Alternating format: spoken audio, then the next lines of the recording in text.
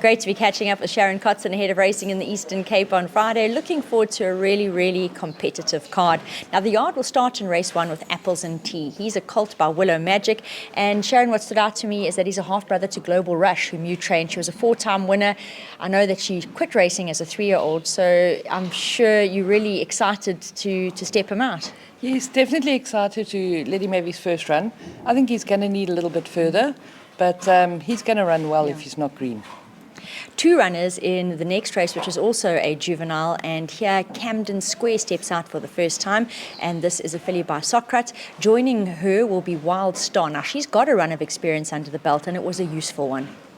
Camden Square, as you mentioned, is her first run. It is an educational run. She's also going to be looking for a little bit further, but in saying that, she does show a certain amount of pace, so, expecting them to run well if they're not too green.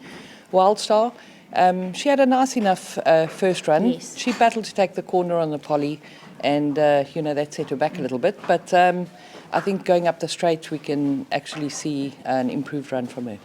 She had the most magnificent action on debut. Moving to race 3, Honourable Member. Now, that last run is not a run to judge her by. If you look at her previous form, it's solid.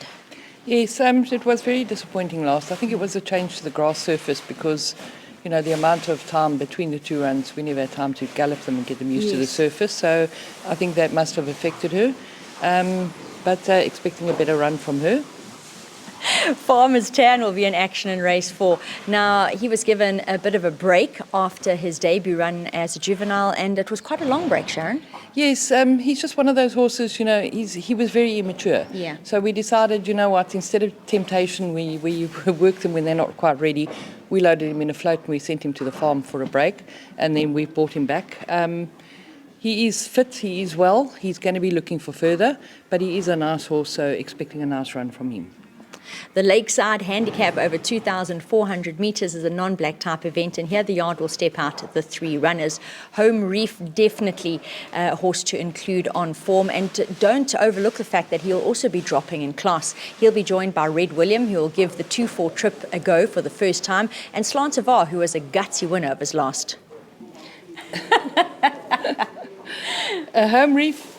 His last run was flat. He'd done the trip to Cape Town and he came back, and I think I eased up a little bit too much on him. So he was pretty flat on his last run. He's a lot fitter now, and he's going to enjoy the distance, so expecting a much better run from him. Red William, he also seemed to need the last. He was blowing pretty badly when he got back to the parade ring.